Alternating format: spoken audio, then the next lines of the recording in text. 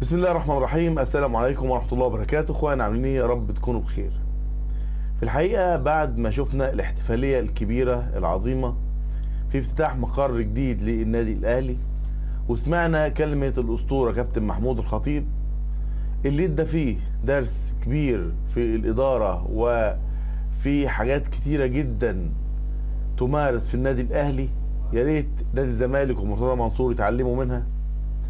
شفنا يعني ايه احتفال، شفنا يعني عمل مؤتمر، شفنا يعني ايه كلمة رئيس نادي. لا شفنا لا طبلة ولا طار ولا شفنا كلام من الحاجات اللي بتسيء الى نادي الزمالك.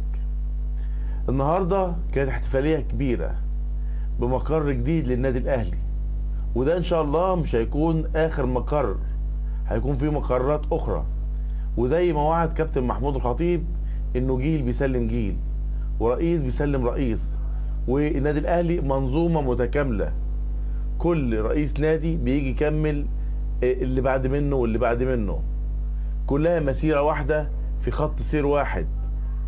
وكابتن محمود الخطيب بيتمنى وبيوعد الناس كلها وجمهور النادي الاهلي في كل مكان بان مش ده هيكون اخر مقر، هيكون في مقرات اخرى في كل محافظات مصر، او بيتمنى يكون في مقرات اخرى للنادي الاهلي في جميع محافظات مصر.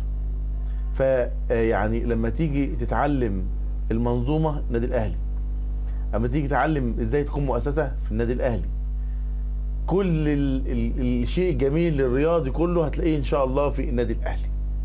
يا ريت يا ريت يا ريت اخواتنا وحبايبنا الزملكاويه بدل ما هم بيطلعوا بس هدفهم بس، والزملكاويه قصدي مش جمهور الزمالك، لا جمهور الزمالك جمهور عظيم، انا قصدي الزملكاويه اللي هم الاعلاميين الزملكاويه ورؤساء الانديه الزملكاويه ومجلس اداره الزمالك والمنظومه اللي بتقود نادي الزمالك، اللي هدفها بس ان انت تكسر في كابتن محمود الخطيب والنادي الاهلي. يا ريت يا ريت نتجمع احسن ما نتفرق. وشكرا كابتن محمود الخطيب الاسطوره على هذا الاسلوب الراقي من التعامل والاحترافيه، ويعني الصدق في الكلام يعني مش عارف، في جوايا حاجات كتير عايز اقولها، لكن المنظر والصوره الجميله اللي شفناها هي ابلغ رد وابلغ شيء واقعي ملموس على الارض. والف مبروك لجمهور النادي الاهلي. يعني المنظر اللي احنا شفناه ده بيدل او بيقول ليه النادي الاهلي هو بطل القرن.